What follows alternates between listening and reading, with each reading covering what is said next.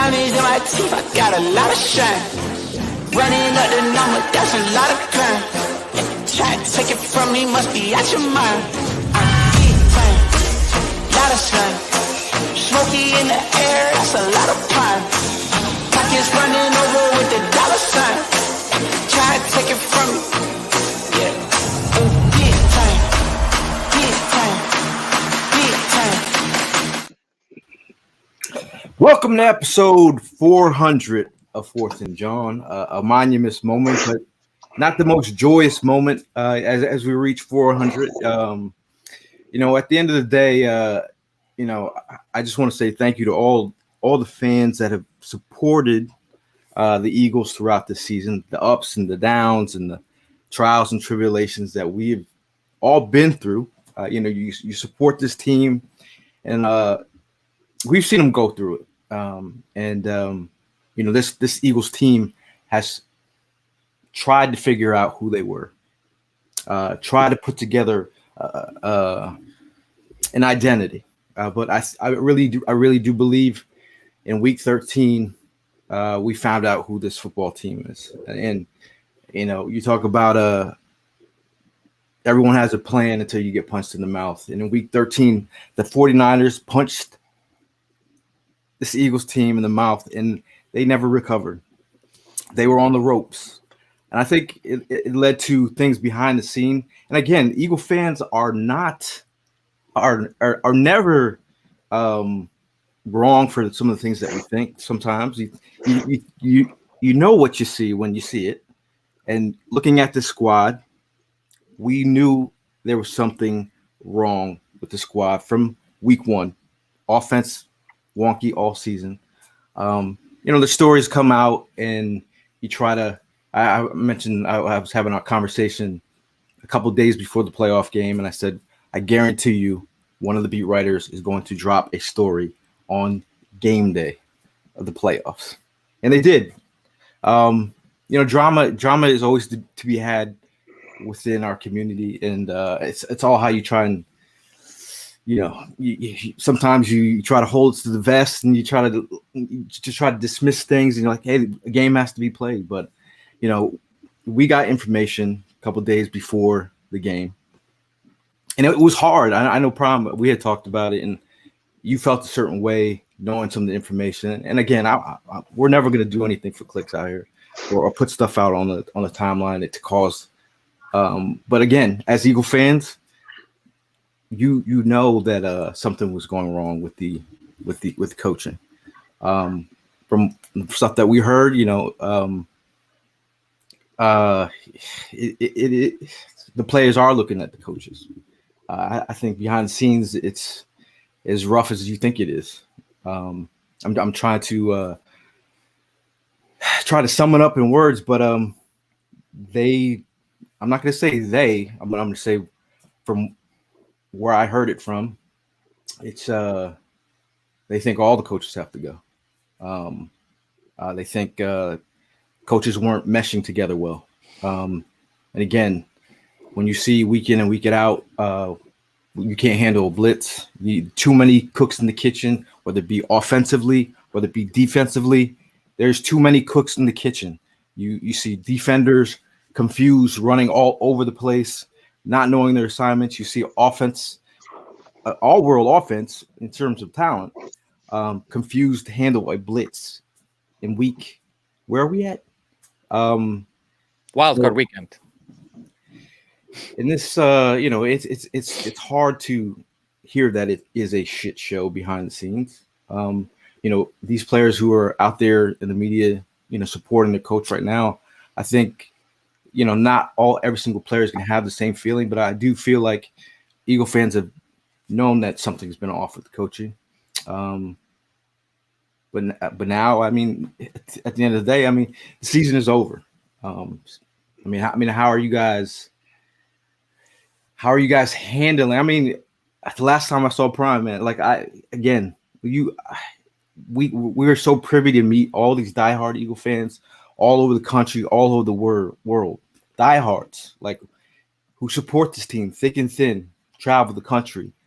I've seen Eagle fans that I love dearly.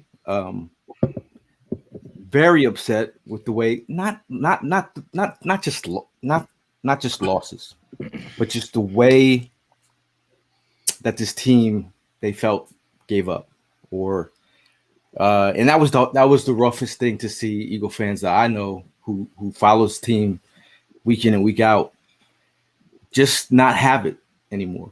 Um, so I mean, it's definitely painful to see your friends and family have no answers, no just but questions. But I think we got some answers um, the last couple of days. But go ahead, Ev. Yeah, no, I'm still working my way through the grieving process right now. I will say that it's not the same grieving process I went through last year. Last year, that was tough.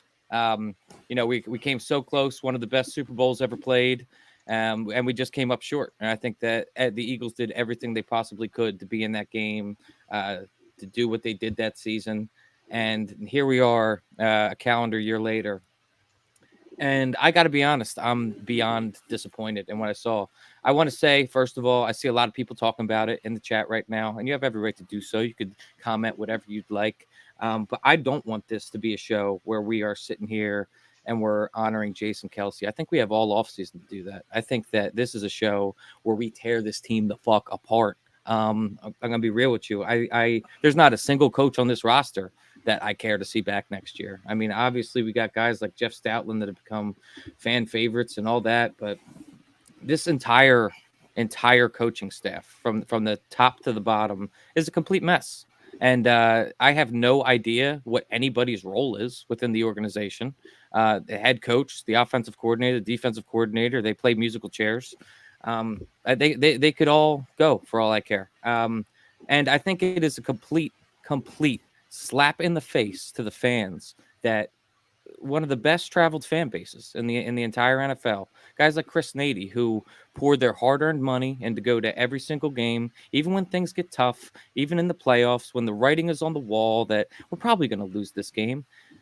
You got guys that are spending their money, and this team decided they were just going to roll over and die a month and a half ago.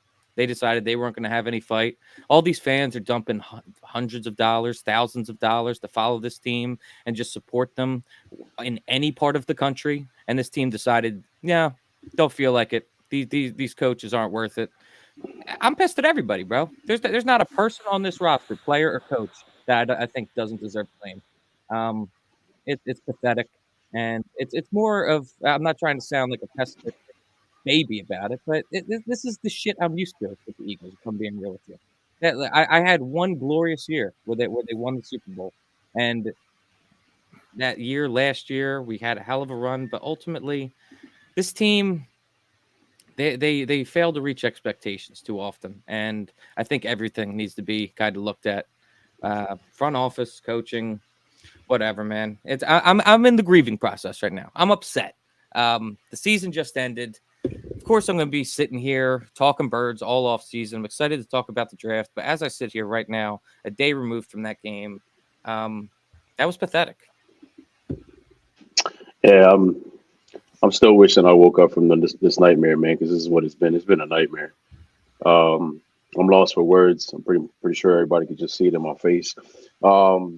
Apologies. I just want to first start off by giving apologies to everybody that was there last night. I did something that I just never found myself to go ahead and do. And I left, man. I left at that third quarter, bro.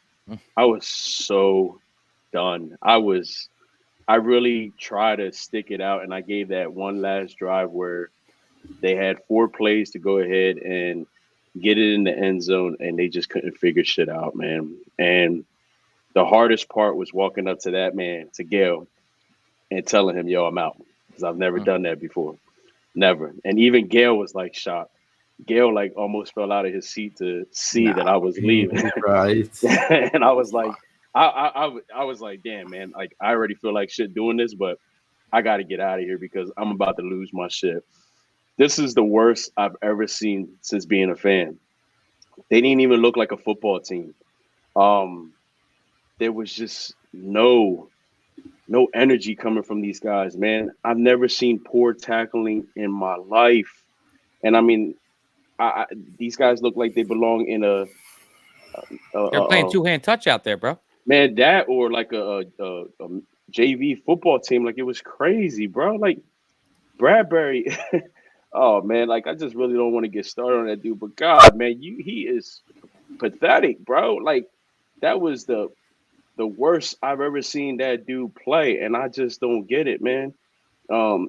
These guys they live in the dream, and they making that money, and they're good, but like you mentioned, man, you're talking about fans like ourselves, fans like Nady, fans like Philly Sports Guy, fans like E, you know, fans that come from the West Side, fans that come from overseas. We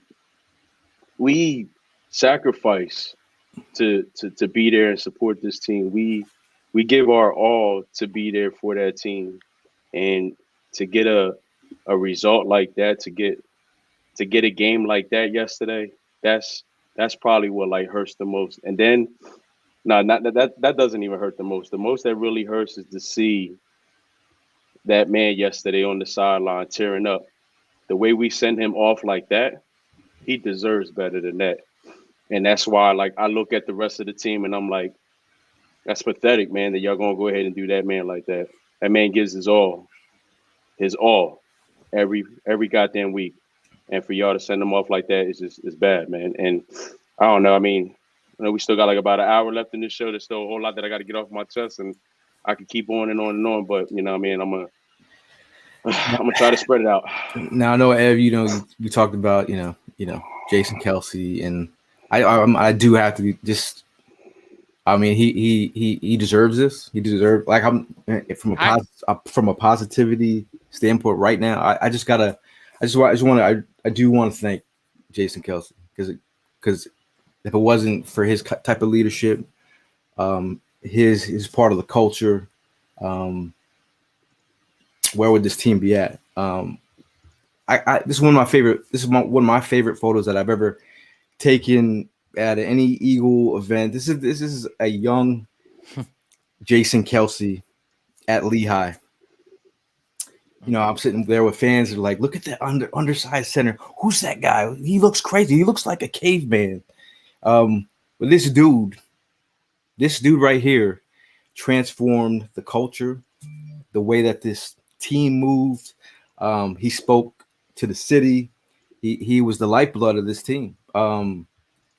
So I mean, to fast forward to, just seeing him evolve as a player, become the mayor essentially.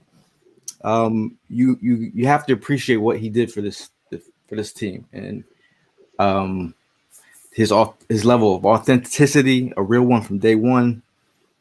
His grit, his toughness, and his transparency. We appreciate everything you've done for the fan base. You talk about guys like Dawkins and followed by a Kelce. These are two monuments. This is a guy who I will be first in line at the Hall of Fame when he gets inducted. But go ahead. No, I mean, you laid it all out there, and I don't want this to be any like Jason Kelce. I don't think deserves any blame for this. I think that Jason Kelce, this man was an All-Pro in the last year of his career. 6-time All-Pro. He's the first center to ever do that. I mean, he is, in our minds, clearly the best center that has ever lived, and widely regarded the same way among the rest of the league. It's a shame that it's a 53-man roster, and there was a small handful of guys that were really out there putting an effort and trying not to die like a bunch of bitches. It's the truth, man. I mean, like you see Devontae giving his all yesterday. He was one of the main reasons why, I stuck it out as much as I could, because every play he was giving 110, man. I mean, whatever he had to do. And then like he tried to bring the energy to the sideline. He tried to get those boys amped up, and it's like it wasn't working, man. Those guys just didn't care. They didn't pay no mind. Julio going down with that hit that hurt us a little bit.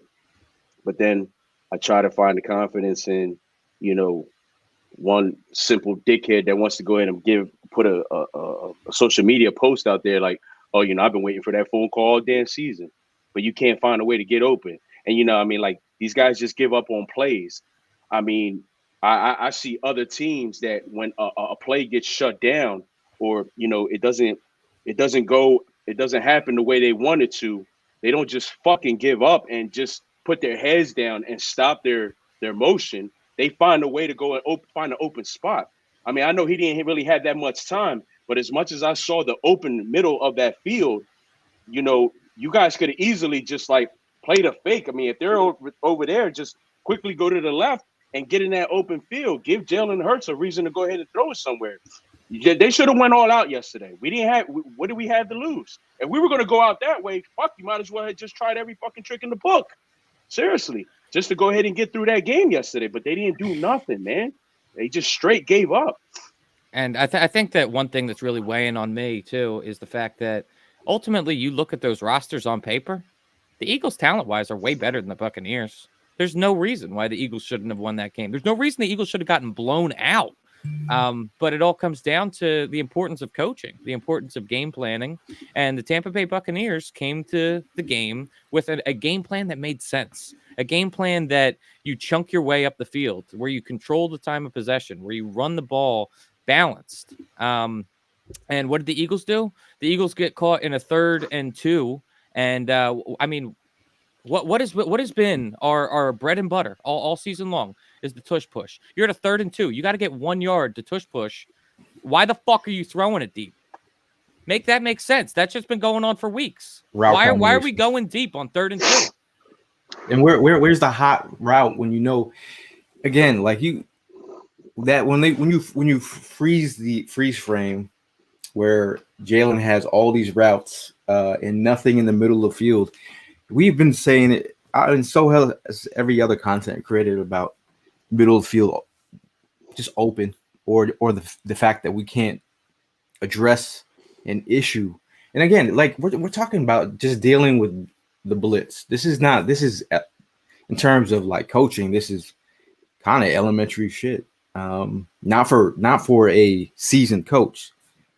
Now, just going back to the coaches, whether it is too many minds, like over the last couple of weeks, I've talked to a lot of Eagle fans. Everyone's trying to figure out where people stand in terms of who's calling the plays. McManus dropped his story saying that they don't know who's calling the plays, and they're questioning things. And the fact that we've been saying, like, is it a team Sirianni versus a team Jalen and Brian Johnson? Is there, from what I had said, the coaches not meshing? That is like damning to hear. Like how many coaches that we brought in were not meshing? And again, we cannot go any further without mentioning Howie Roseman. Like you put this together. Whether it having a coach that you're comfortable with to have control over, again, you all run the ship, but like, can you imagine other head coaches in here not having final say on things or bringing in certain guys? You think Sirianni made the call and decide? The fact that the players know, feel a certain way about our coaches not meshing, and they're confused as fuck out there. This is absurd. This is playoff football. And again, tackling, like you said, Prime. It's just I don't know. As Jason Kelsey said on the steps of the art museum while making the Super Bowl speech, they wanted it more. The Eagles wanted it more that year. The Eagles haven't wanted it more since. And we've seen that.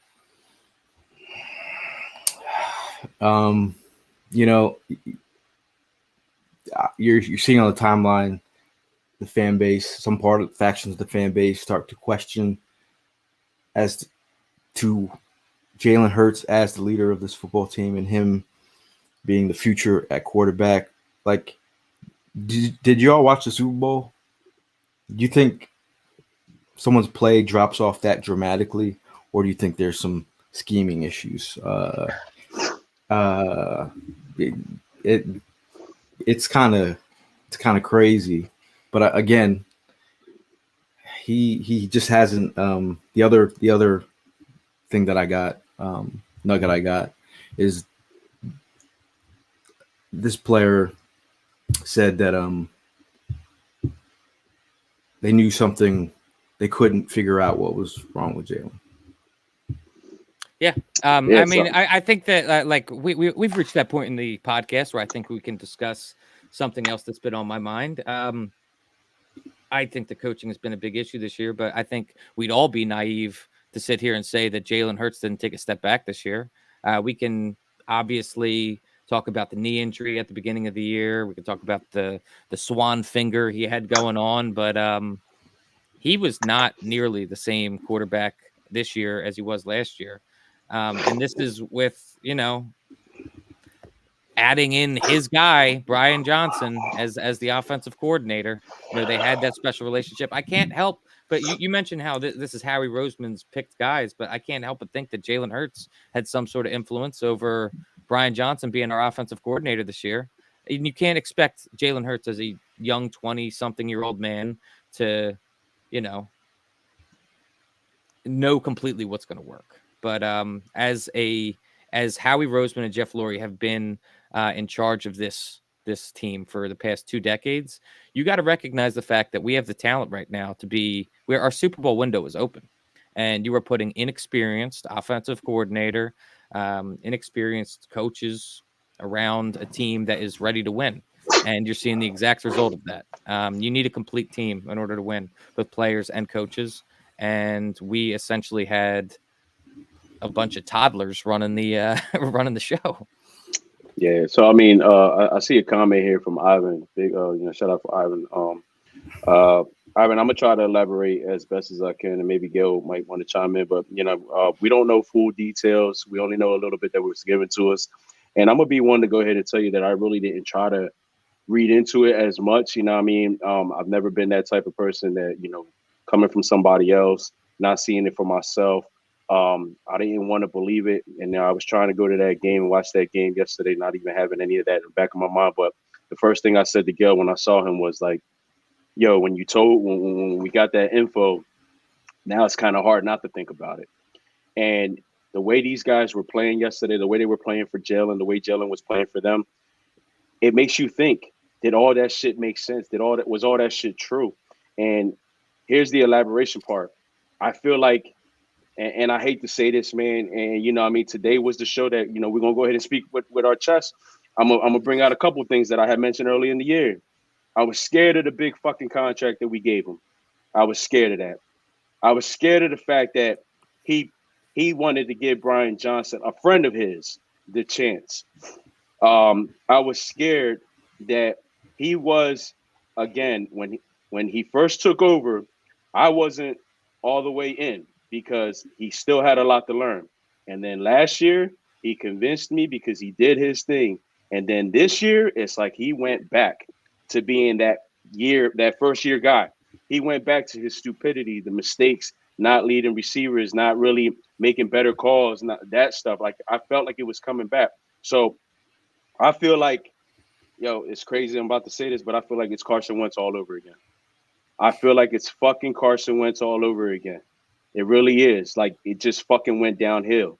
These guys didn't even make no efforts. They didn't make no efforts for this guy. So I don't even know if these guys are all on the same. I don't know.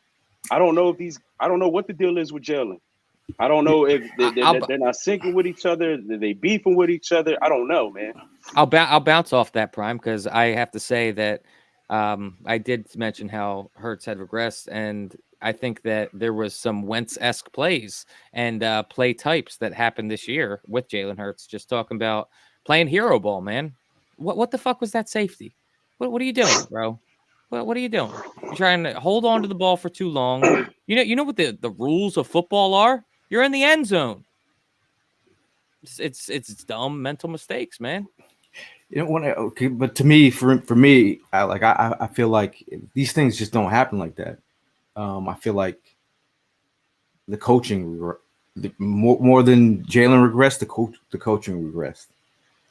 Play calling never made sense since week one. We were sitting in there in the stands watching, being like, "Yo, what is going on?" And again, it's body language, man. Body language. First week to the playoff game, Dallas Goedert. Body language is telling me what it looks like frustration. That's what it looks like.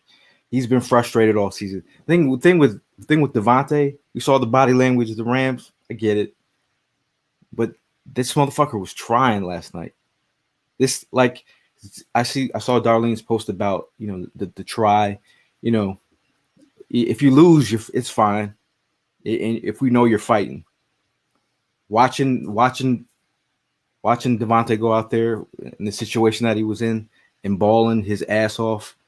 That's exactly what you want to see, and that's the hurtful thing. But I think Devontae's talk with the media in the very end of the season, he said we got 2 weeks to fix this shit.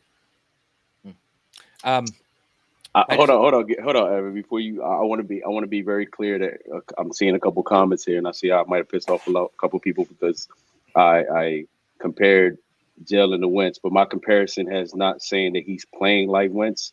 I'm gonna make that very clear. And you know, what I mean, I'm not gonna go back and forth with anybody, but what I'm saying is the locker room atmosphere. That's my comparison. How it went down with Wentz, I'm scared to find out that it's going down like that with Jalen. That's all I'm saying, and that's based off of the intel that we got. I'm just gonna leave it at this. Somebody made it very clear that there is something wrong with Jalen, and nobody in that locker room could figure it out.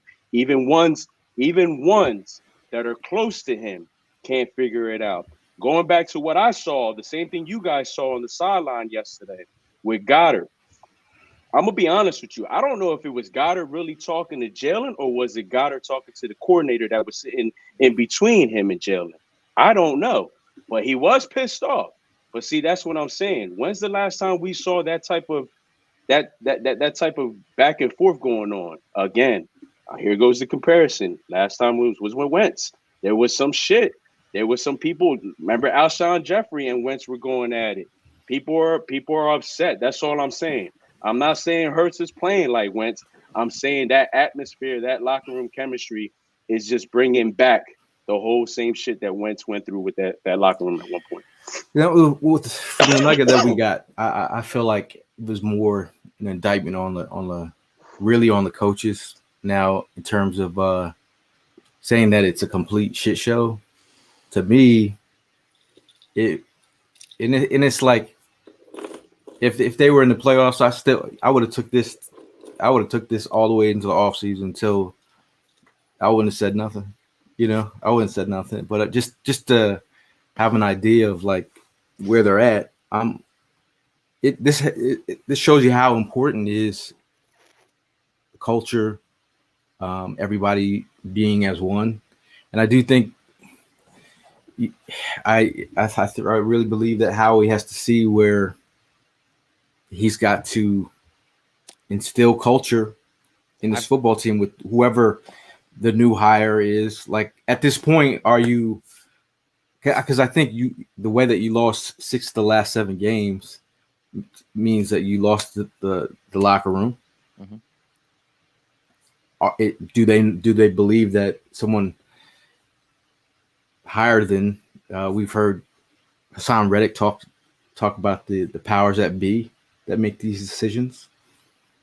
Do they feel that this team is being run by Howie and that it's not a Sirianni thing? I've got something that would kind of allude to that. If we look at it through a more macro lens, let's just look at what happened over the course of the past 8 years or so, 7 years. So the Eagles win the Super Bowl. Then what happens? Collapsed pretty much immediately afterwards. Eagles go to the Super Bowl last year. New head coach, new quarterback. What happened? Next year, collapsed. Someone high up is to blame for that. So someone is instilling a culture in this coaching staff that doesn't work. And I think that if you're going to sit here and say that Howie Roseman did everything he could, did he? I don't know. It seems to me like Howie Roseman, if that's the case, if we have 2 Super Bowl teams and they collapse the year afterwards, it's kind of given the vibe that Howie Roseman thinks he's the smartest guy in the room and that he thinks that all of his decisions are gold. Now, impressive as it is to make it to Super Bowl with 2 different head coaches and 2 different starting quarterbacks and 2 kind of completely different teams minus a couple of leaders in the room, you'd have to think that that's impressive for your resume. But there comes a point in time where how much meddling, and again, like we love the Howie season. We know Howie's strengths and weaknesses. We love what he's done for this football team and putting together pieces. But you can't, as much as we give credit, we also will give blame when is Chauncey Gardner-Johnson, would he have been a better signing than a Bradbury? The Chicago Bears, we essentially traded linebackers. They saw more value in our linebacker, and we saw more value in their linebacker in Amoro. After TJ Edwards went for an All-Pro year, by the way.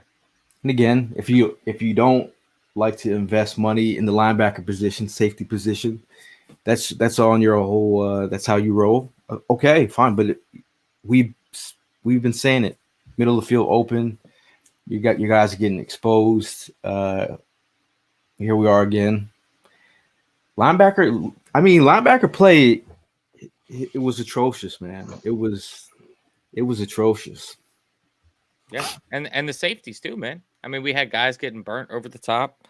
Our entire secondary, Bradbury, we've talked about, just burnt toast out there. And this is all coming from, listen, like you said, come April, we're going to be sitting here all Howie seasoned up because that's all we can do. Howie isn't going to go anywhere. He's, all due respect, the cockroach that can't die. He is Laurie's right-hand man. So he will be here, and we are going to end up ultimately getting hyped in a few months for the moves he's going to make in the draft and in the offseason. However, it's hard not to see this dark cloud looming over top of us that is just complete mismanagement with the coaches. You can get all the best players that you think, but if you don't have coaching, what do you have, man? You got a team that gives up on you in the wild card weekend. Now, this shout out to Richard with this comment. I mean, there's a tons of comments. I'm trying to get to all of them if I can bring them up. But just in terms of running the football, everyone asked for them to run the football. The fact that they only ran 4 times in the first half. It's fucking ridiculous. It's ridiculous. Like after DeAndre Swift on the first drive, and you could see that there was something wrong with Jalen's finger. The ball came out funny. It's got scoliosis in his people ask the question: Are we going to re-sign Swift? How about, is Swift going to re-sign with us? Is he going to stick around for this shit? That's the question. Would he stick around for this shit if we don't make no changes? He might not. And right. Like in terms of valuing his position and trying to maximize his dollars, is he going to get that here? But the other thing, we talked about Howie and what he did in Jalen, as a whole unit, making this place a destination place. It's much more of a destination last offseason than this one. If the players leave this locker room like they left the locker room when Peterson and all those other coaches got pushed out the door and what have you, when everyone was saying how toxic it was before, and now fast forward a couple years now, and it's still, I guess, toxic again. Why is this going to be a destination place? And if we don't have the leadership in place, in the 4 horsemen with, BG says he wants to come back for another year, his leadership might be needed. Might be. I was being sarcastic. You're gonna need some kind of lifeblood to usher home some kind of culture in here. And who's staying, who's leaving? Fletcher Cox could be out the door. I don't think he's done. He was our most consistent defensive lineman this year. Brandon Graham, Kelsey, him retiring. Lane Johnson said he's coming back for 2 years. I know we're monitoring that and where he's at in his career, but there's a lot of questions. I think defensively. I'm sorry that I shocked a couple people who what I said about Jalen, man. I'm sorry, but I'm not. I mean, this is what we're doing, man. We're done. We're eliminated, and I'm mad. I'm frustrated. I'm pissed off, and I'm just speaking, man. Like, there's a lot of things that I have concern about, and Jalen Hurts is one of my concerns. Like, bro, he's my quarterback, and I'm all in when he plays, but I just wanted better from him, man. I wanted better decisions. I wanted more energy out of that dude. Like, it was starting to really get frustrating seeing him in his interviews. Those interviews after the game was just really frustrating. Did you guys ever have you seen that meme where the guy was playing as if he was Jalen Hurts, and then like he's yelling at him like, "Shut up, man! Take the L." Yeah. I felt like that guy. Like, I don't want to hear you say, you know what I mean? We could come back from this. We could learn from this. No, man, show some frustration. Show some anger. You know what I mean? Be us right now. Be fucking pissed. You know what I mean? Tell these guys, if you a captain, you have every right to call your team out. That's what a captain does. Let them know. If you all in with me, then be with me. If you ain't, then, you know what I mean, let's make some changes. But fuck this, we're going to learn from this, you know what I mean, being all calm. Hey, fuck that. $5 to whatever beat reporter asks Jalen Hurts what the main thing is. What was the main thing? And, what the fuck was it? I don't know. Well, I mean, just we got that opportunity to listen to him speak at the beginning of the year. I thought it was shout out to you. It was a great opportunity to sit here and listen to him speak. And it was another level of, there was no cameras, made sure everybody's phone was off. He scanned the room, made sure he got the one guy that did have his camera on, and he was very transparent about like being a servant leader. And he's serving the community of his team. And what is that? But that was the right time to be that guy. This whole time I'm thinking about, like, after, having that kind of context of like how he serves, and he's just saying that I am not a rah-rah guy. If you're not a rah-rah guy, I just need one rah. Not one rah-rah, but one rah. One rah. And we didn't even get that. I was just in a leadership position to be the rah-rah guy. And again, I'm not going to try and make him, because then he wouldn't be authentically who he is if he was out of pocket and just being that dude to be that dude. But I just wanted to know, what does that look like behind the scenes? Like, again, we're not going to be privy to that, but I'm just saying, what is that? That's all I kept thinking in my head. Like, what is he saying behind the scenes to these guys, or how is that interpreted? Comments that I'm seeing here. Comments that I'm seeing here about Smitty needs to gain weight. Let me tell you something, man. That boy got more heart than 85% of that team, man. I don't care if he's a $115. He goes out there and he plays like he's 200 pounds. He goes out there and he takes a hit like if he's 200 pounds, and he speaks out the mouth like he's 200 pounds. All right, and that's what I need from my goddamn quarterback. I need my quarterback to speak, man. I need that the little kid out of him, and the man to come in and start yelling, start showing your frustration. That's all I'm saying. I mean, I could just, if that's not who he is, then I wouldn't want him to be someone who's not. But I think like he spoke to in his presser, he said that some things that he's learning. He said he spoke to kind of like maybe I might need to change up some things and how he approaches that as a leader. I think, because, McClain had put out that tweet about talking about Jalen's demeanor and how they want something more. I don't like, you always wonder how these beat reporters get their information and like when they put it out. And he put that out after McManus had dropped his. So I felt like McClain was like, let me get mine in while y'all get yours in. But like, I was also thinking that story drop with McManus, what does that look like in the locker room? You're like, dude, did you say that? Yeah. Did you? No, it's Alshon Jeffrey and Justina Anderson all over again, man. All over again. Again, don't mean to do the comparison, but look, it's facts. It's all over again. And that's the thing, is that we got blinded by 10-1. But like the reality of history repeating itself with that Eagles collapse after we won the Super Bowl was happening before our eyes the whole year.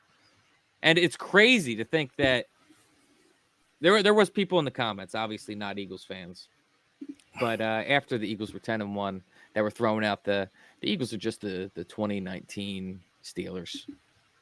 Steelers went 10-0 and then just, lost every game on their way out. And I was sitting there, I was like, you're out of your mind. I mean, we're 10-1. We could go 500 the rest of the year. We could still have 13 wins. Bro. I mean, the team is trash. Like, there's nothing else to say. Yo, don't go back. Don't go back on my behalf, man. I'm just speaking out of frustration. Don't go start smoking on my behalf. Like, nah. Stay on point. I mean, there's a lot of people talking in the comments right now. I think that so let's what's up, little man? See, that's a sight for sore eyes right there.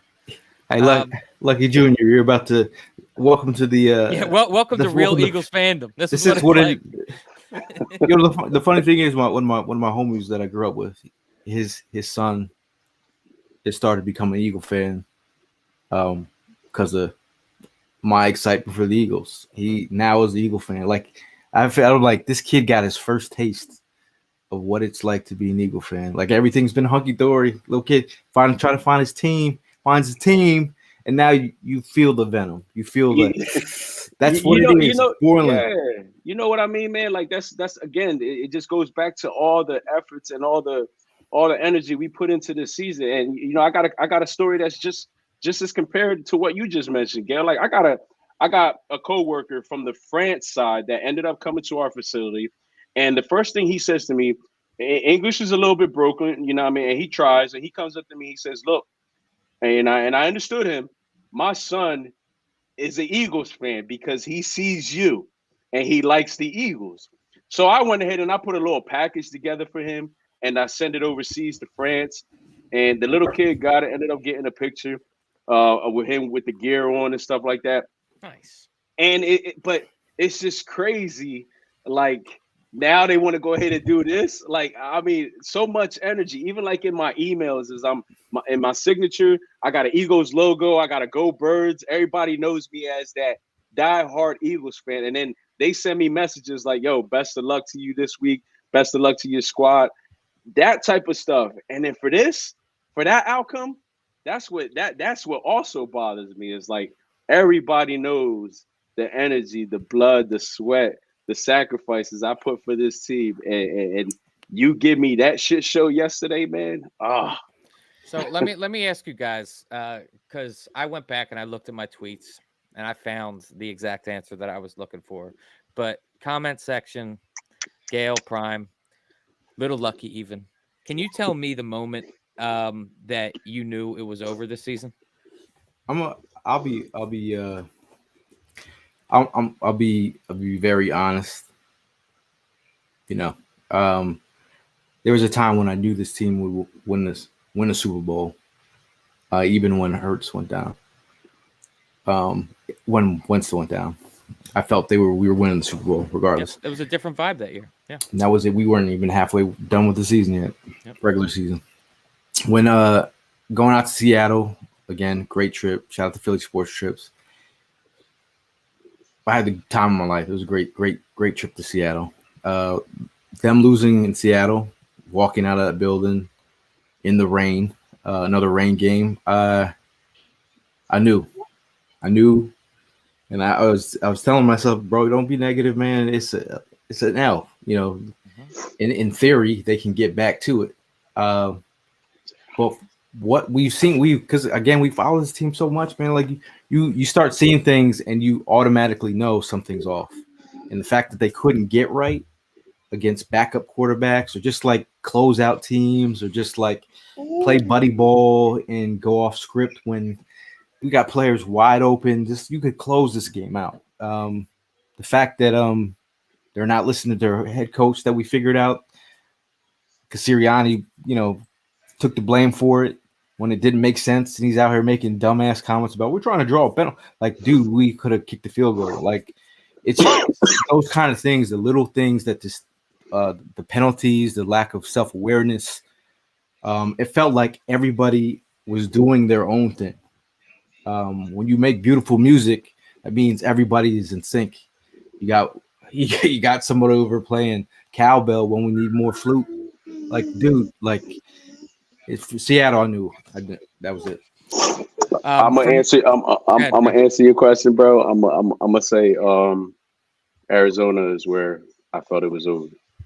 That Arizona game just really sucked the life out of me, man. The way like they just went up and down, especially in that second half, and scored every possession. I was just like, yeah, I don't see us coming back from this. Even if we get into the playoffs, but the minute we start seeing some of these real serious teams, it's going to be pretty much be an end. And look, I mean, not taking nothing away from Tampa Bay. They were hungry last night and they wanted it more. But I mean, I didn't expect to get that ass whipping that we did. But hey, listen, man, they had the energy that I wish we had, and that wasn't the case. So I went back and I was looking on Twitter because I knew that I had put a tweet out, and I found it. And this is from 12-17. This season with the Vince Carter gif is over. And that came after I saw the report that Matt Patricia was taking over for Sean Desai as the defensive coordinator. We were sitting there at 10-3 in control of our own destiny. We just dropped 2 to the 49ers and the Cowboys. And all of a sudden there was all of this we had been calling for Brian Johnson's job this whole year. And then all of a sudden we're giving up the defensive coordinator and moving on to Matt Patricia. I saw that and I was like, this disorganization within the upper ranks of this team and everything that I'd say, we had just gotten blown out back-to-back weeks from the 49ers and the Cowboys. Just got our asses handed to us. And then we're switching up the coordinator while we're sitting there at 10-3. Potentially could still be the first seed. It's over. I saw someone's comment. Cozy, shout out to Cozy, who lives in Florida, dealing with that loss. He says it was embarrassing playoff loss he's ever seen. I think, there's been some losses to the Bucs that have been pretty bad. I can still see Joe Javicius running. I can still see Rondé Barber running. You got what's his name? Bucs quarterback. What's his name? Baker Mayfield. Mentioning Rondé Barber in his presser. Yeah, he was cocky, I bro. was like, and then he's doing these first down things. The fact that I was more angry with that. Like, somebody deal with him, but nobody dealt with him. I mean, we did get some sacks, but I'm just saying, the level of there was Baker Mayfield of all people, who was sitting here, has been somewhat a bust his entire career, is sitting there and more swagged out than our own GQ soft-spoken slam poet. Bro, it was so bad that they started comparing him to Tom Brady yesterday. They started comparing him to Tom Brady. Like, I mean, it was just like, what the fuck? Like, they really giving it to us, man. I mean, because we let them. We gave them a reason to go ahead and shit on us the way they did. The way the whole social media, the way all these sportscast people, all these sports channels, the league just in general. I mean, some of these players from other teams, I mean, they've been, they figured us out. And ever since that comment came out, it's the truth. We got punched in the mouth. I mean, the brand of football, when Desai came here, he said the style of football defensively that we're going to play is going to match the intensity, the aggressiveness of the city. Have you ever been through Philly and seen the aggressive nature as you walk in certain parts of the city? It's aggressive. I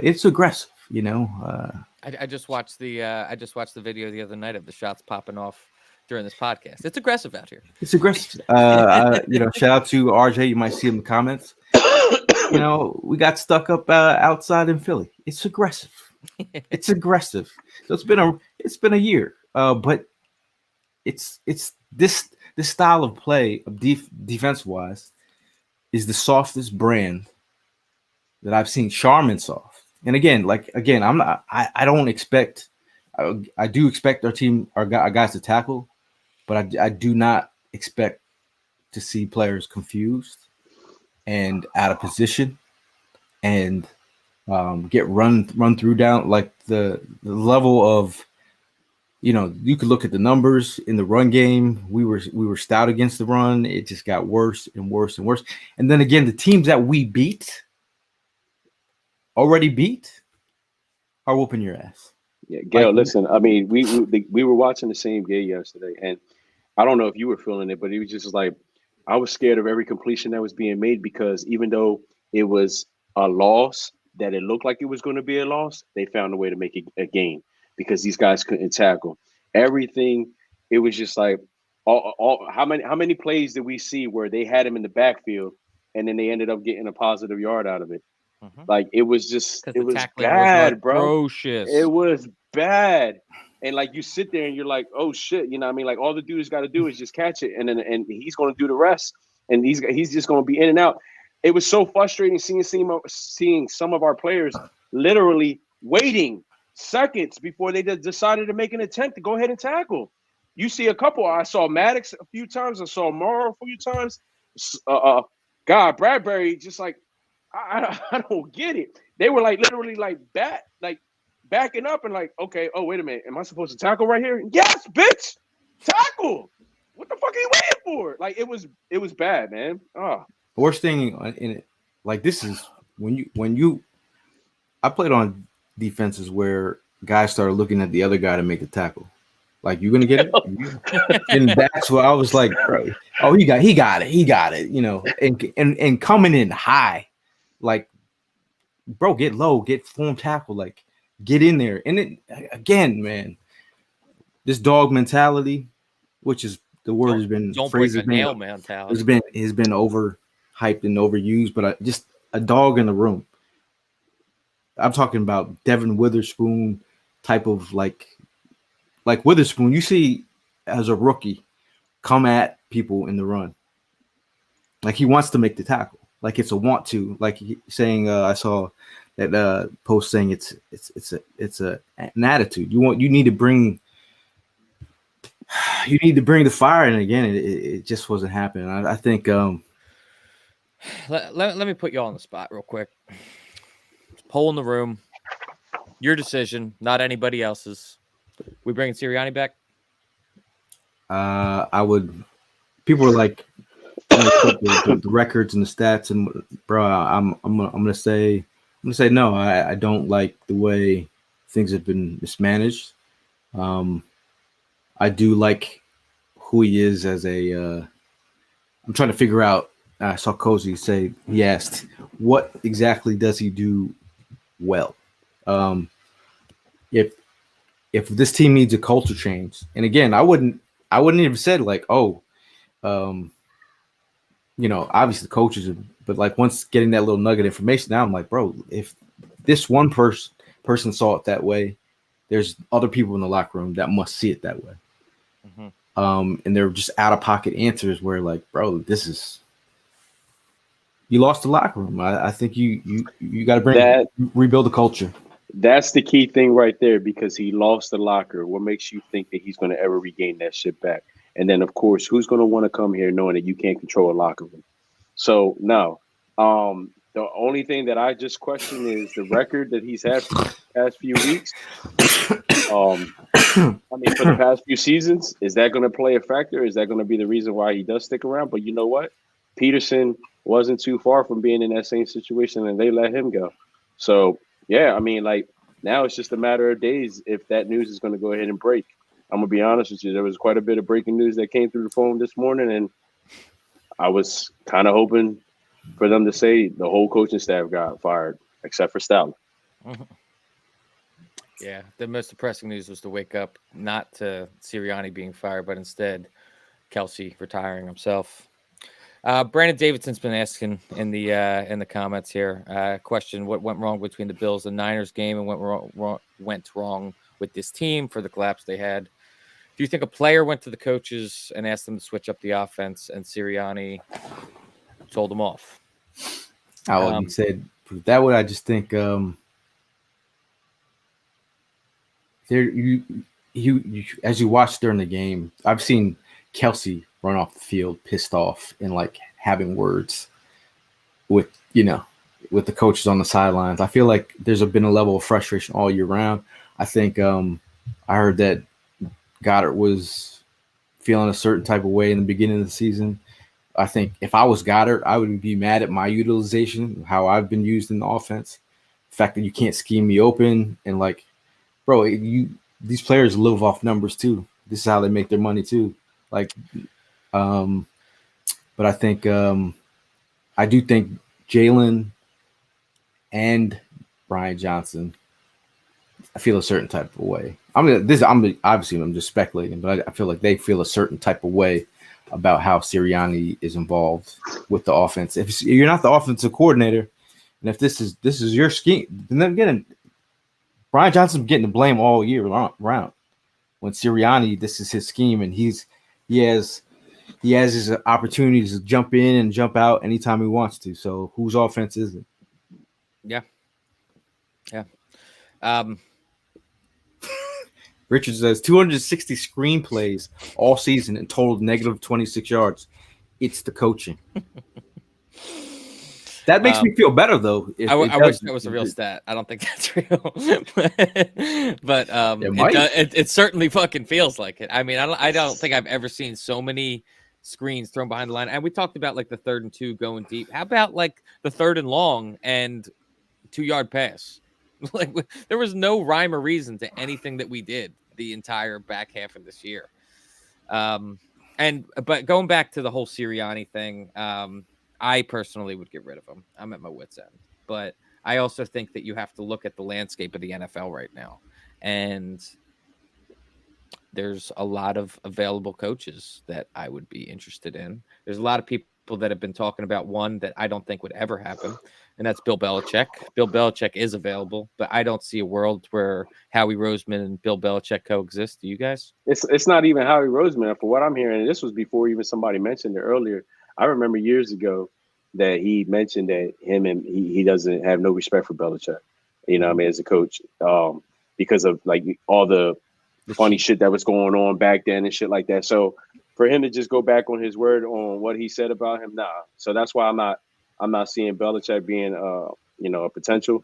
But if they go ahead and move away from Sirianni, I don't know. There's some coaches out there that Tomlin becomes available, bro. Listen, I just said that. I'm in a heartbeat. Heartbeat. I'll drive out to Pittsburgh and pick him up myself. Man. I'll take him. I mean, are they trying to get rid of him? Man, look, somebody asked the way the Steelers fans are talking, it sounds like they want him out. Now Tara had a comment. She's not giving up on Jalen. He has the best mental fortitude to be a great quarterback. Yeah, I mean, I feel like I already said earlier this year. I feel like he had the temperament to deal with the city, and I think again I go back to I really firmly go back to coaching. Like he looks frustrated out there. Even if you look at our opening montage, it has Jalen Hurts going. He looks happy. He looks excited. I haven't seen that version of Jalen in a minute, even when we're winning games. So I don't know what switch has been. I don't know. I don't know if he. Dude, I can't stop cracking up at that meme of the dude that is setting up the camera inside a Target, filming himself, and fucking they're just saying this is Jalen Hurts next year when the tush push is out of commission. You know what I'm talking about? No, I haven't seen that yet. It's this guy that's just making a video of himself shopping inside a Target. You need to understand the context. I guess I gotta see it. I could use a laugh right there. Yeah. I'm finally catching up to the comments where the.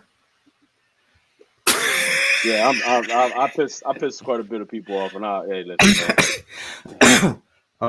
I'm just saying. I think Eagle fans are.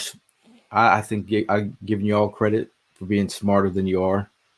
You guys have been on it for the most part all season. I think everyone's been trying to play detective over the last couple weeks, trying to figure things out. Being 10-1, and only win one more game.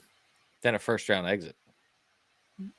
And again, like, did we think we were going to the Super Bowl? Nah. Did the Cowboy fans think they were going to the Super Bowl? Yeah. Yes. Yeah. I got a text from Jesse. He said, "This is when the Cowboys lost." He said, "This is better than this Cowboys loss is better than an Eagles win on It's Monday." sad that I felt the same way because I honestly, in the back of my mind, and I don't know why, I do this to myself every year. The Cowboys get on a hot tear going into the playoffs, and I'm sitting there like, I don't know, they're making me a little bit nervous this year. This might be the year they poke through, and I had the same sort of feeling this year. And then to watch them go down in a heap to the first team to ever lose to a 7 seed, by the way. Hope you guys enjoyed that home field advantage you stole from us. How'd that work out? Yeah, man, it's like I try to tell a lot of the Cowboy fans, y'all Super Bowl victory was when y'all beat us. You know what I mean? Straight up. Y'all had a whole lot more potential, and and y'all definitely were all in on Super Bowl, just like y'all pretty much are every year. But this year, one person I really wanted to go ahead and clap back at last night was Des Bryant. For you to go and ask us, how you Eagles fans feeling, bro? Listen, you were the same one that 2 nights ago was saying that y'all had an easy path to the Super Bowl. Okay. You were the one that swore, on stage at concerts, making, boxers do push-ups, and you over here putting all your money on the Cowboys that they're going to win the Super Bowl, and you really have the nerve to ask us if we all right. We know you ain't all right, okay? We know your fan base ain't all right. Your fan base is still feeling it. If y'all needed us to lose yesterday to feel somewhat better, okay. Try running that bullshit by somebody else. I'm not it. I know y'all hurting deep down inside, man. Because y'all, I hate to say it, y'all really did have the potential to go ahead and get far this year, and you blew it. You fucking blew it. Fold like a cheap suit every year, bro. Your $2 chair. Now Jerome says, "Devil's advocate." He said, "Would Jalen have regressed like this if he had a legit play caller, a la Shanahan McVay?" No, he wouldn't. I think Shanahan is a great coach, man. He catches some flack, but I think he's a great coach. But let me just ask the question: the comparison of when Nick Sirianni first got in here, all right, trash. like his offense is trash. But we all looked at him like, "What are you talking about? What are you saying? What is coming out of your fucking mouth? You don't, the flowers, the this and that."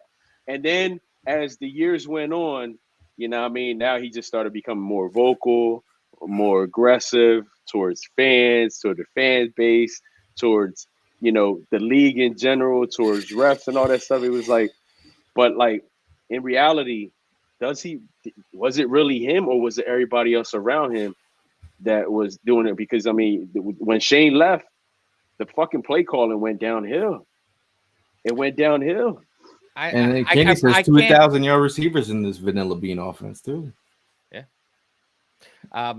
I don't know, man. I agree with what you're saying, because I was one of those people when Sirianni first got hired, and I was like, who is this goofball, bro? Then in his opening press conference, he was stumbling all over himself. But I also can be fair and acknowledge the fact that I think that there was times while Doug Peterson was here that I looked at him like a total goofball. And he won us a Super Bowl. So, it really just takes I don't know, man. I think it takes more than a goofball coach to sustain a team. That's what I've definitely learned. Maybe they can go on a hot streak for a year, but you need someone that I want to drift away from we got to go after the youngest, next best thing. But just give me someone with some experience, man. We've got a really talented roster.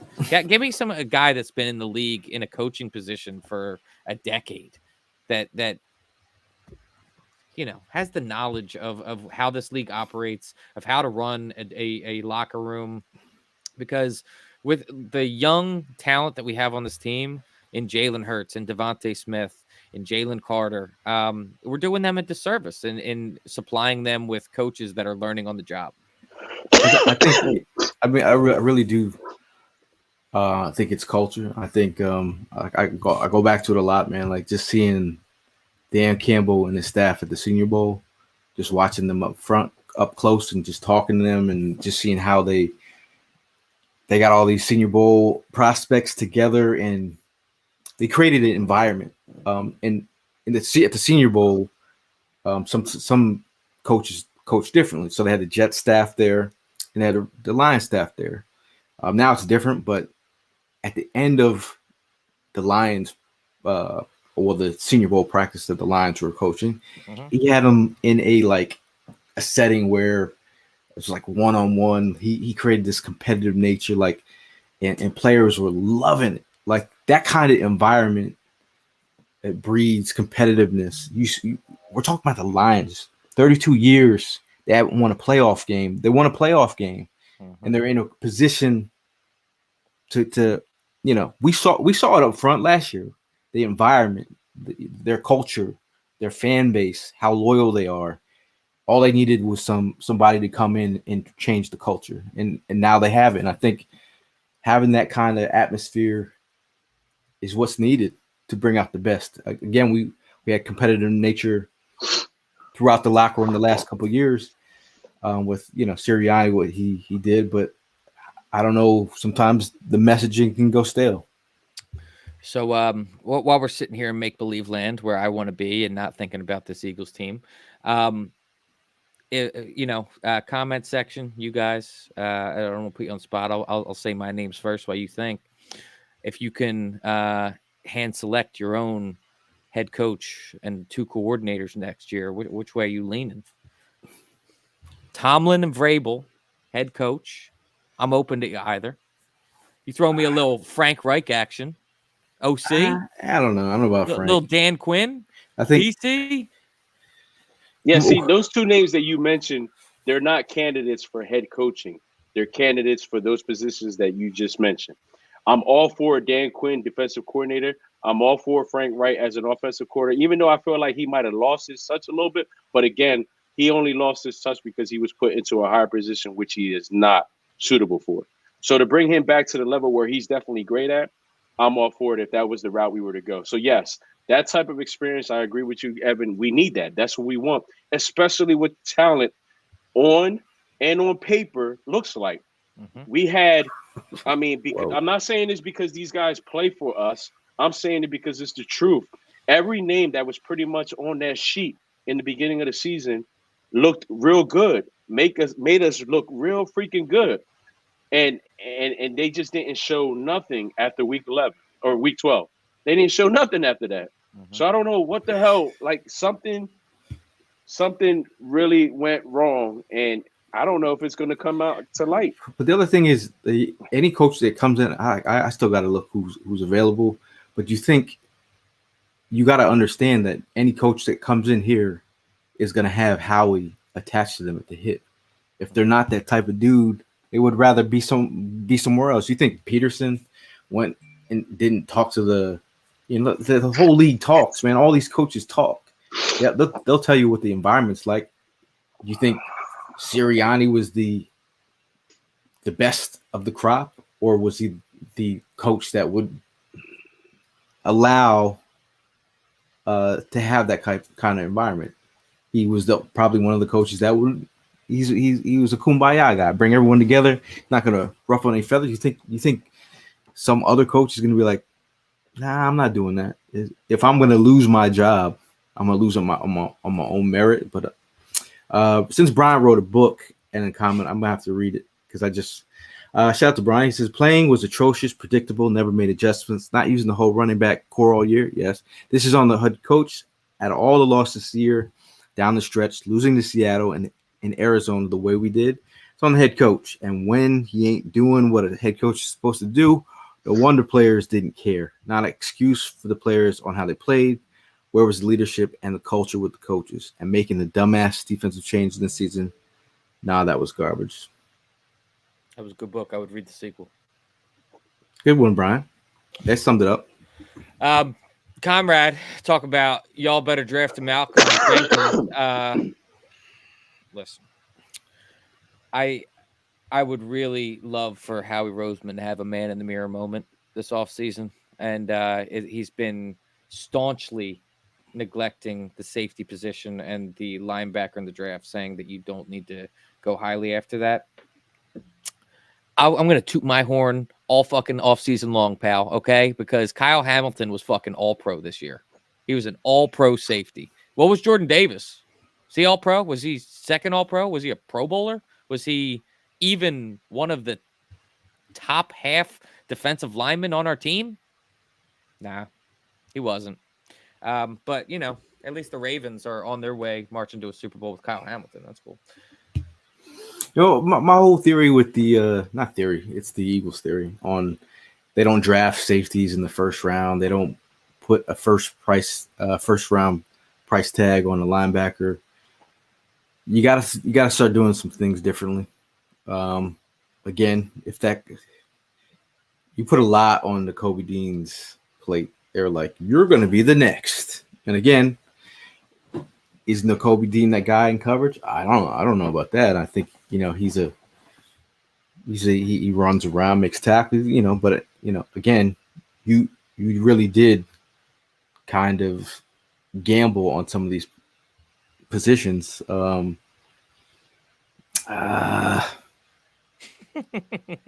Y'all, so it's 7:42. I'm still getting the comments at 7 o'clock. Team cafeteria, he says.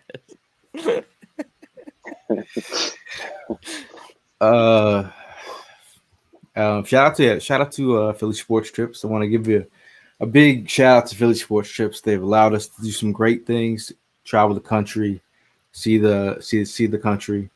The hospitality has been amazing. Vince is amazing. Whole team, Bob, the whole team is amazing. No, they're the best. You know, in terms of you know, we're appreciative for all you've done. If you're looking for other sports trips, they do Phillies, they do soccer, they do a trip to Italy as well. Italy, True Fan Travel is going to be a big thing. But shout out to Philly Sports Trips. Yeah, no, big time. Really appreciate them. There's not a bad word I could say about Vince. He takes care of everybody when he goes on these trips. And honestly, like the hotels you stay at, the experiences you get out of it, Philly Sports Trips does it right, man. And that's why they're dominating the Philly travel game. Shout out to Pete Nathan. Yes, I'm trying to go. I'm just waiting for my clearance for credentials, but I should be heading down to Mobile. For a second yesterday, I was like, you know what? I'm not going. I'm not doing any research. I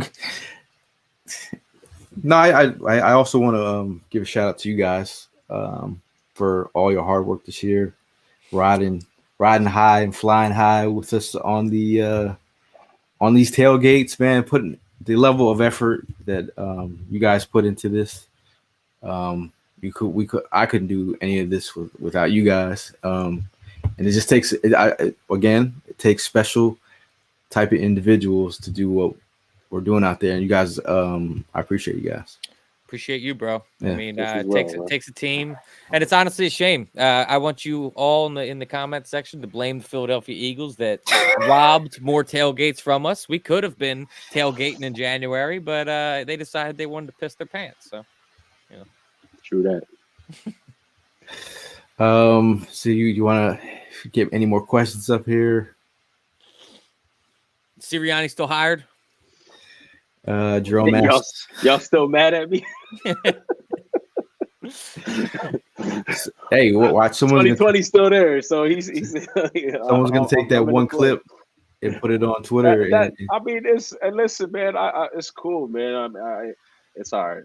I'm not gonna hold it against nobody, man. It ain't even like that.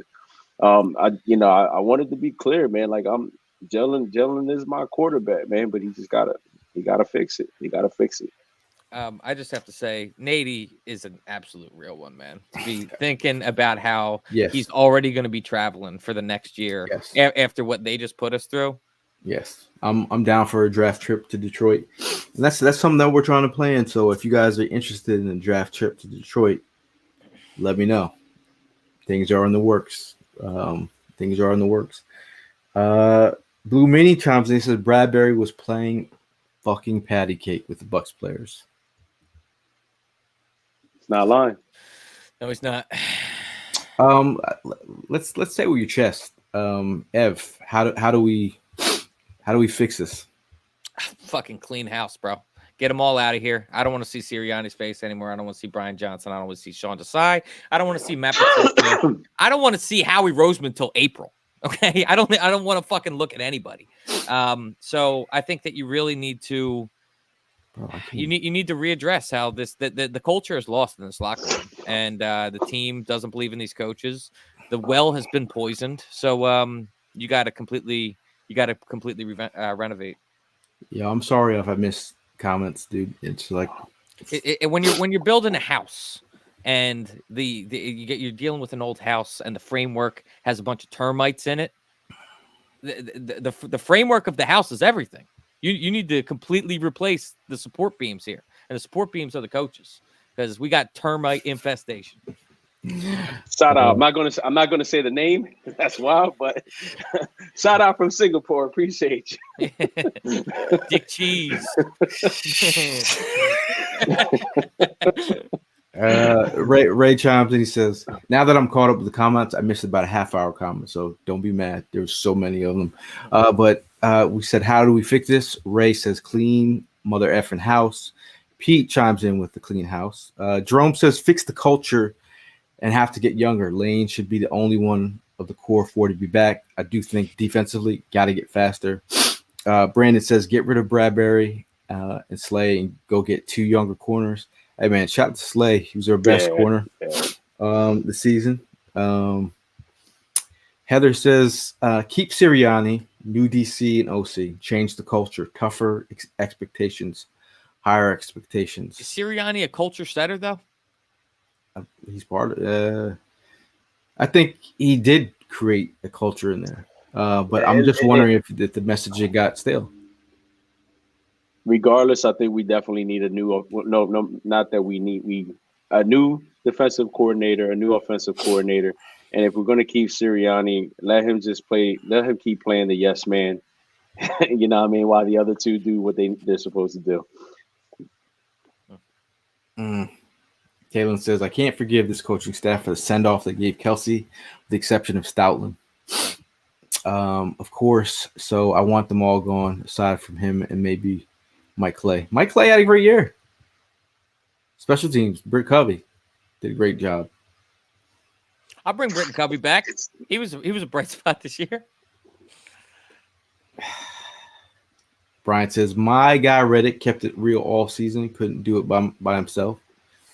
Do we have an update on Slay? I'm not sure. I looked earlier. I didn't see anything. Let's see. And I don't want to be. I could definitely ask, but I just don't want to be annoying. But I would definitely check up. You guys got to give one Eagles MVP for the season of someone that just showed up each and every week. Never. You could always count on them throughout the year. Who are you giving that award to?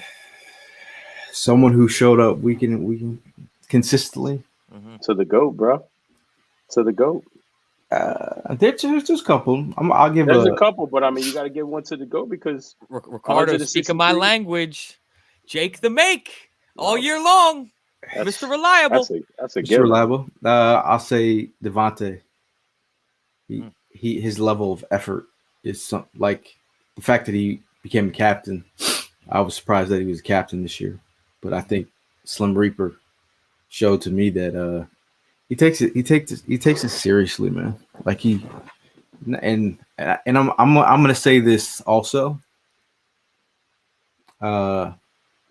Self-awareness as a captain is imperative as we move forward. I think a lot of our business is out there in the street. I think everything needs to be in-house. I do think they really need to. I'm wondering when Jalen said something during the season about you know, what did he say? Okay. What was his comment? He speaks in fucking metaphors. Well, so no, it's hard to- we backtracked on it. He said he meant me. Accountable? Was it accountable? Yeah. Because the other comment that I got was about the team not being locked in. No one was focused. That was also and then something what's the other thing that I had there? No, I can't say that one. I'm trying to be without saying too much here, but I just Mark Bird's trying to break our hearts right now. not yet. Yeah, it's almost that time, Mark. The research starts today. Who are you rooting for as we move forward? I've become a Lions stan. Ravens in this playoffs you're talking about? I like the Ravens. I like the Lions. I'll root for anybody that hasn't won a Super Bowl in the past. So Bills, I'll root for the Bills. I do like what the Ravens have been doing. I like Lamar Jackson. I wouldn't be upset with them either. And obviously, like for the same reason I said the Bills, I'll root for the Lions. That'd be cool to see either the Bills or Lions pull that one off. 2020 Vision says he's really rooting against the 49ers. I'll tell you what, too. Someone mentioned it in here. Dark horse team to look out for is the Houston Texans, in my opinion, bro. Mm-hmm. CJ Stroud is nice. Yeah, bro. Mercer says Lane spoke volumes when he said the emotions on the sidelines, the clapping hands, acting out, and tantrums have to stop. And that makes sense from the QB to wide receivers to the line. That's, again, did you guys hear Lane speak? After the game, no, I didn't hear Lane speak. It's a thing. It's got to be a thing. If Lane's talking about it, yeah. Lane looked like he was going through it. With Kelsey leaving, I'm saying with Kelsey leaving, Lane said, I'm an only child. He's like, Kelsey's the closest thing to a brother I have.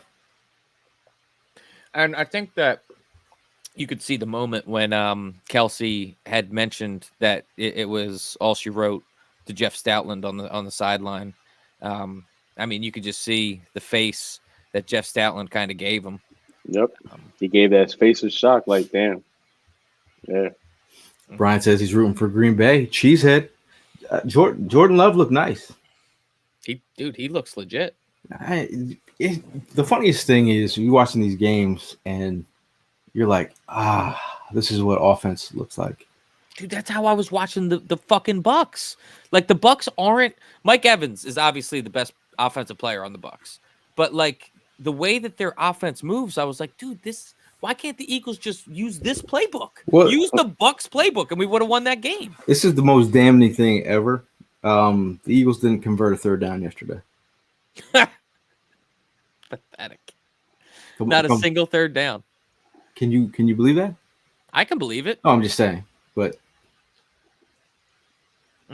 this offense not convert a third down. I mean, considering the fact that our game plan is to throw the ball behind the line of scrimmage on half the plays, yeah, I see it. Andrew says, I can't even watch football now since the Eagles are out. I'm a freak. I'm not going to be able to miss a game, dude. It's NFL football. Let's see. I'm gonna also say defensive MVP. For the season or for the game? For the season. You know what? I think that someone that showed a lot of promise, and I'm really excited to see next year, is Jalen Carter, man. Jalen Carter was a bright spot, in my opinion. I think that he had a pretty solid rookie year, and I think that he's going to take a big, big step next year, and with a year of NFL football under his belt. Danny says, I hope to see love to beat the 49ers. Mark with a question here. Oh, before we go on that, Prime, who's your defensive MVP? I'm gonna give it. I'm gonna say Hassan Reddick played his ass off this year, man. Started off slow with the cast and everything, the thumb injury, but he still found a way to go get back into double digits, and he was just doing what he was asked to do. But you let that man be free, let him play the way he wants to play, and you see, him putting that work in. He's definitely my defensive MVP, and I hope to God that he's somebody that they really pay attention to and make something happen for him in the offseason, because I would like him to be an Eagle for quite a bit of time. Since I'm just trying to give it a different name, I'm gonna go with I'm gonna say Fletcher Cox did a great job, just being the most consistent of being the elder statesman of the group. I think at that age, you start thinking about retirement. But I think the way that he held up, I thought it was impressive. But I do, like I said, Jalen Carter, my favorite prospect in last year's draft. The fact that we got him, love it. Mark Coles with a question I was going to bring up. He said, "End of season 4th of Jawn tailgate get together." I thought, I actually thought about that. I feel like a funeral, man. Funeral vibes. You want to put all the coaches' names in the ground? Should we just dig a hole in the Wells Fargo grass there and fucking bury some jerseys or something? I remember that Blue Meanie says, "I have a lot of friends who are Lion fans, so I'm rooting for them." We met a cool Lions fan that was at the Eagles. At Home Depot. Well, yeah, him too. But also there's another Eagle fan who brought his best friend that was a Lion fan. He said he's been to 37 games, Lions games, and he's only seen like 3 wins. So to that man, I don't remember your name, but to that man, I am happy for you. He lived in West Virginia. Was the craziest part. He lived in West Virginia and had season ticket to the Detroit. Man was dedicated. Oh, God, yes, he was. Are we getting or what is that, QB envy, when you see other QBs play well and you're like, "Oh, shoot." I'm honestly getting other team envy, where I just look at how they are functioning locker room and not a bunch of spiteful, I don't know, man. I'm maybe I'm being harsh. I'm hurt, I'm hurt. What is your favorite moment of this season? Fact that it ended. Whoa. Prime, you got a favorite moment from the season? No, man, that's my favorite moment too. I don't have to watch that shit anymore. I can't see no more, bro. I can't. That's it. That's it? Which is crazy, considering when you think we started 10-1. You got one fit. If there's moments, it's nothing to do with the team. It's us going to Dallas, going to Kansas City, going to LA, going to New England, the road trips. The people here in the I can count on us and Philly Sports Trip to have a good time. Yeah, maybe that dinner we had in KC. That was my highlight. And and watching that shit on TV the other day as they put it the TV on the train station that we ate the dinner out of. I was like, babe, we stayed right across the street from there. That's where we were at. I ate that banging ass steak in that building. Oh, and then I started talking, I started giving her all layouts of the stadium. Well, over there's a church.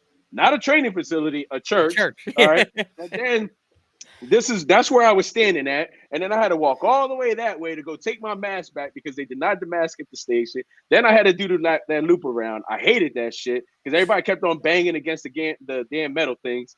And then, but on the way out, it was great walking that because we were the ones banging the metal things. Yeah. And so, it was fun. But those are moments that I'm definitely grateful for this season. Other than that, nothing. No, there ain't. I can't give props to the game because all that was diminished. The 10-1 record has been diminished by the 1-6 record that we just ended up the season with. So it's over. It is what it is. New Orleans on the docket next year. I'm there. I'm in. I was thinking about going to New Orleans. I was like, maybe I can go to New Orleans, fly to New Orleans, and stay there for a night, and then go to the Senior Bowl. Be pretty nice. Pretty nice.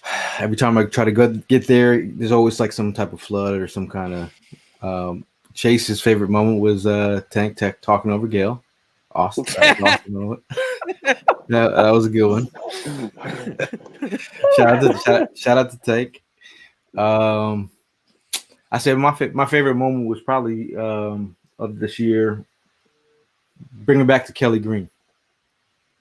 Seeing that nostalgic moment, and Can't think of a point in the game either.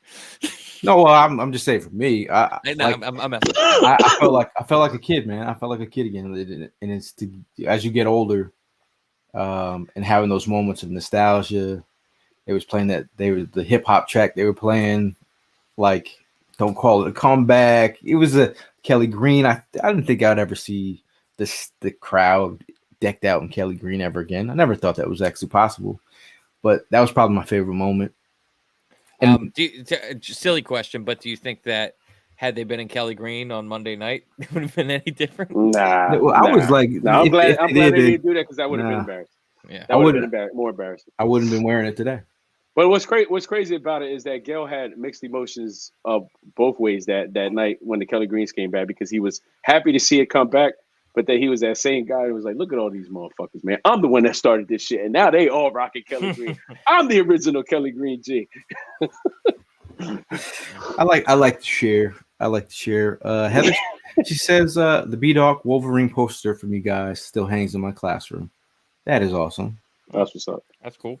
I have Todd brings up a point that was a pretty actual solid moment that happened in the year. How about ruining Tom Brady's send off in New England? That was solid. Enjoyed that. And I'll even add on to that little crumb bum that doesn't shake Nick Foles' hand. He also doesn't stick around to the end of the game. We were sitting high up in the stadium right after he got honored at halftime. That guy just flew away in his helicopter. Fake fan. Shout out to Ivan. Also, shout out to sending the hats, man. Those hats were amazing. But Ivan says meeting Brandon Graham before the Kelly Green game. That was all. I was awesome watching him meet Brandon. Yeah. Like that was a cool moment just to see. Mark says he was a little shook at first, and we were like, "Yo, just go, man. Like he's cool. You all right?" Mark said his favorite moment was finally getting to Philly for home game and a 4th and Jawn tailgate. Hey, man, it's always good to see you, Mark. We've seen you out in Arizona. I was trying to link up with Mark in Oregon. I was trying to but that didn't happen. But let's see. Blue Meanie says his favorite moment was the Buffalo win. Was the emotional high for the season. Much like how the Eagles crashed after the last miracle at the middle. That Buffalo game was pretty great. I'll go back to a play. The Oz catch was in the end zone right in front of me and Prime, and I was like, you know what was actually you bring that up, and you remember that photo that was taken of Jalen Hurts looking all divine, and he had Mylata and I forget who else on either side of him. I opened up my work laptop and remembered that was my my background. I was like, this is fucking gross right now. I don't even want to look at it. That didn't last too long. David says his favorite moment was draft day. Only have my heart ripped out. How about Kalijah Cansey, who was our second guy that he was on fire in that game, man. Some of us were more than Jordan Davis. Not that they were in the same draft. Some of us were Kalijah Cansey stands in here at 10. Mal was a Kalijah. Yeah, I was definitely a fan of his game. But Marissa says next year bucket list tailgating with 4th of Jawn. Note to self, not during holidays because you might miss them. Ricardo's favorite moment: Kelly Green game versus the Dolphins. Whole weekend was amazing. You guys killed it with the tailgate party. Meeting BG at live was dope too. Got to see the Sixers and Phillies live. My Philly trip. That was cool. That was cool. If I could find a silver lining in what happened this season and forecasting for next year and thinking about our tailgates and all that, we might have played ourselves out of as many fucking primetime games as we had this year. What we have 5 or 6 of them. I'll get back on a regular schedule. Some 1:00 games. Yeah, that's where I want to be. 1:00 games. 4 Monday night football games, dude. Yeah, insane. They were all raining. How many days off you got to take for that shit? 4, at least. I mean, people. My not so favorite moment of the season is having every single coworker in New York City stop by my desk, and like it's a funeral.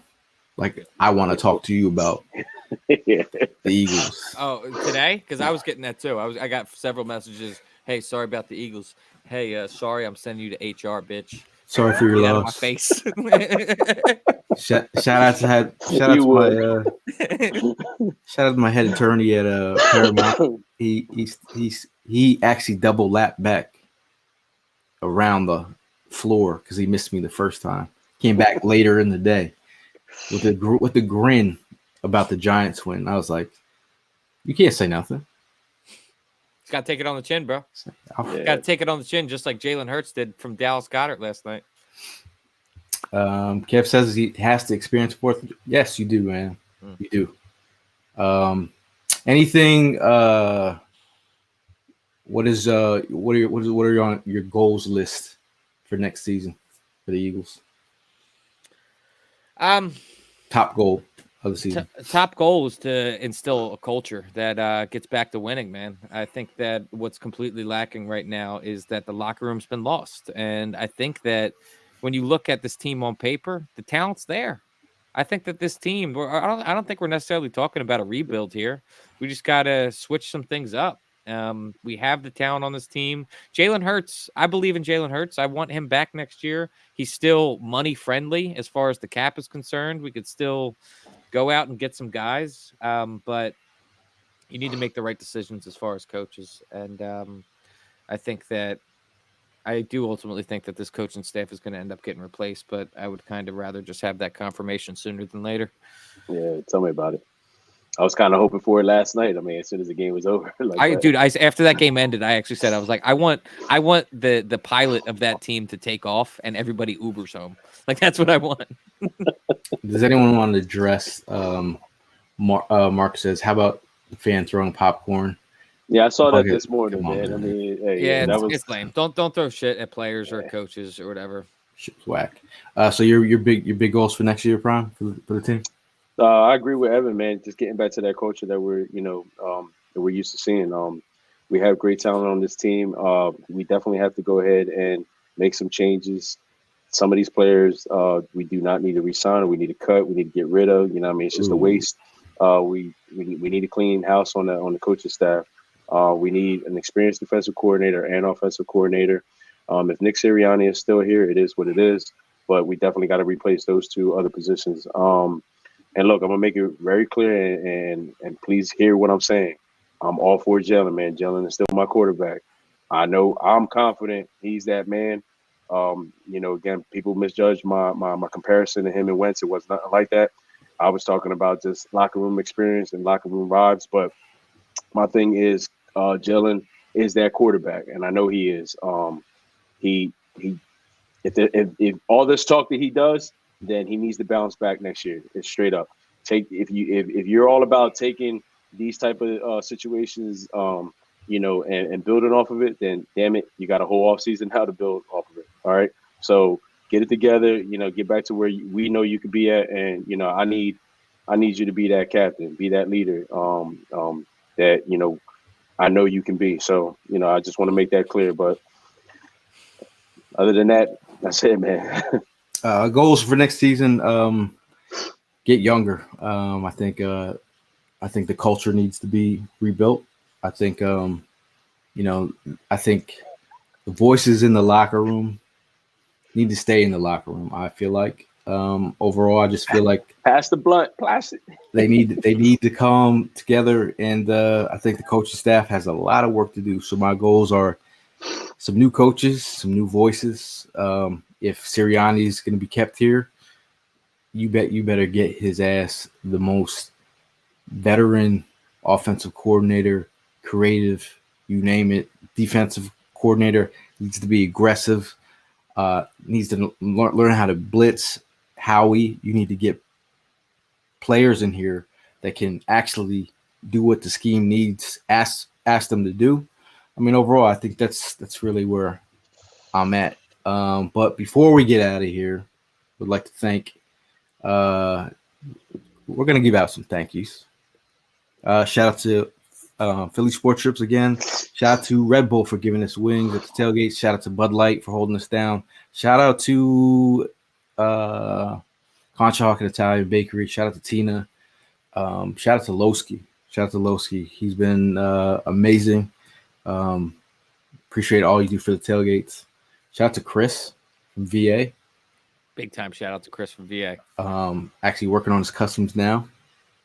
Good. It's been a minute. I'm trying He's a real one, man. Trying to catch up. But if you got shout out to the Slay family for all your support over the last couple of years. No other real football family out there. And a fast recovery to Darius, by the way. Mm-hmm. Any thank yous that you guys want to put Kincaid, my man, Kincaid, yes. Malcolm Davis as well. Yeah, it's been a while. Little Malcolm as well. I'll throw him in there.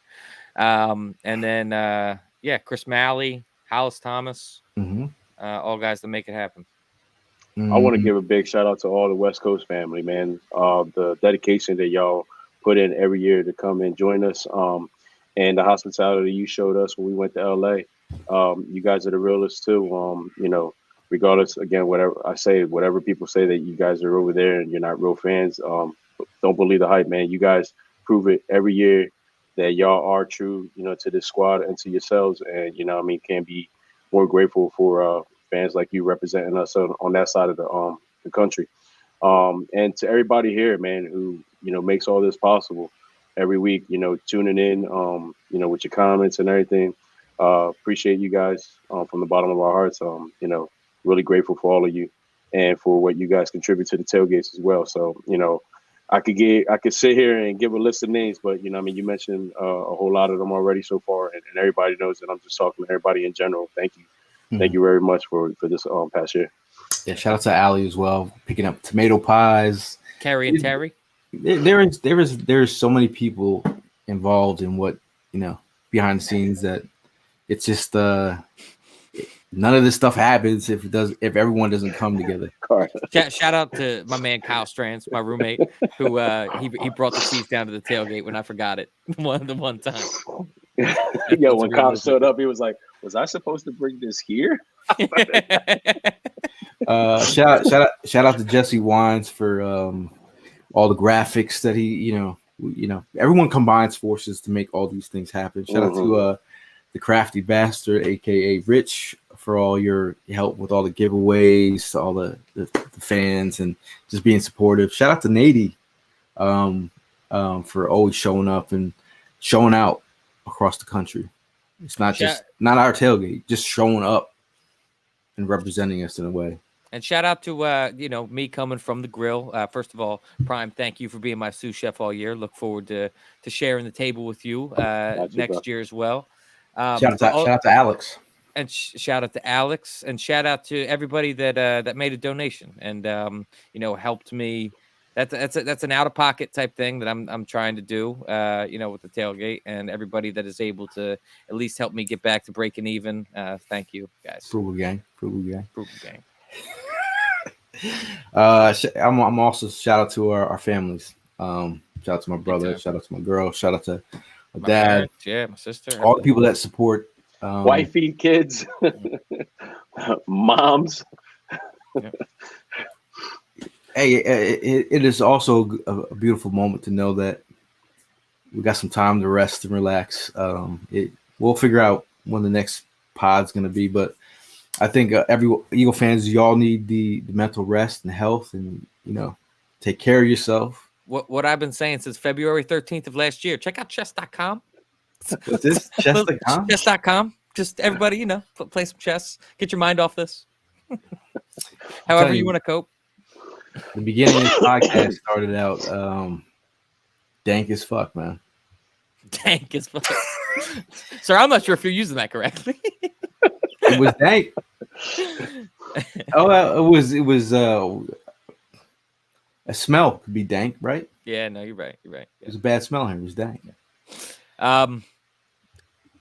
Helene is speaking my language. In my Bill Belichick voice, we're on to the Sixers.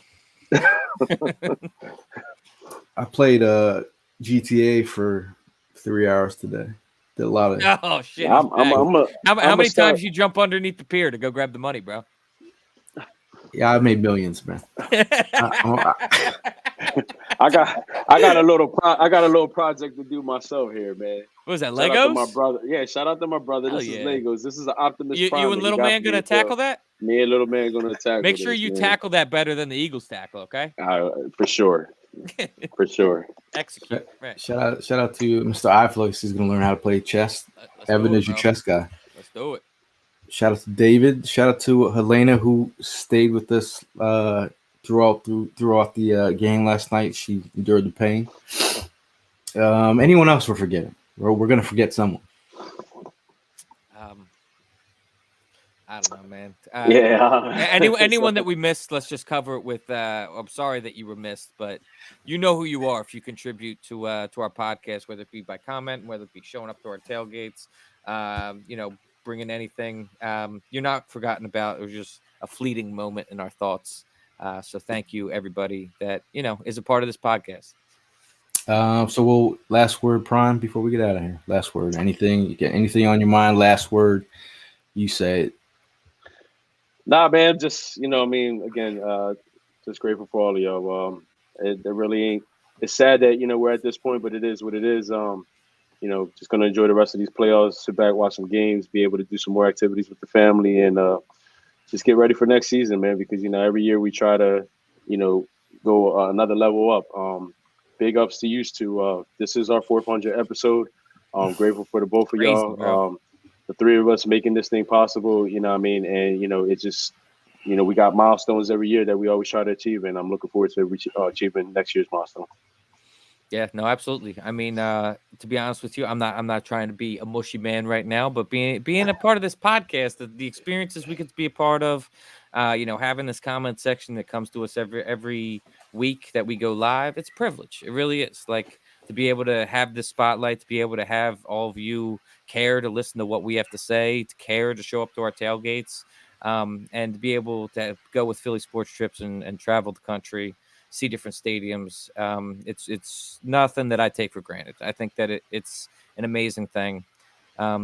So thank you again to everybody, and we'll see you soon. It's not goodbye, it's farewell.